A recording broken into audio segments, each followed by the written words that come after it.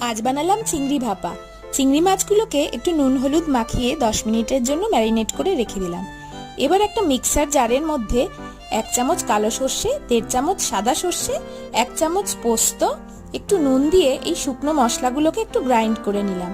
এবার এর মধ্যে দিলাম কুচো করা নারকেলের টুকরো, কাঁচা লঙ্কা, নুন হলুদ আর একটু চিনি আর 2 চামচ দই। ব্যাস, এবার পেস্ট করে মশলা রেডি। এবার এই পেস্ট করা মশলাটা একটা স্টিলের টিফিন বক্সের মধ্যে নিয়ে মিক্সির জারটাকে একটু জল দিয়ে ধুয়ে ওইটা মিশিয়ে নিলাম, আর তার মধ্যে ম্যারিনেট করে রাখা চিংড়ি মাছগুলোকে দিয়ে ভালো করে একটু চামচ দিয়ে মিশিয়ে নিলাম। আর উপর থেকে 2-3টে কাঁচা লঙ্কা দিয়ে দিলাম আর একটু সর্ষের তেল দিয়ে দিলাম।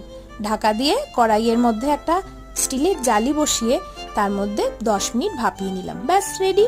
এবার গরম গরম ভাতের সাথে ভাপা চিংড়ি পরিবেশন করে দিলাম। সবাই তো খেয়ে দারুণ খুশি।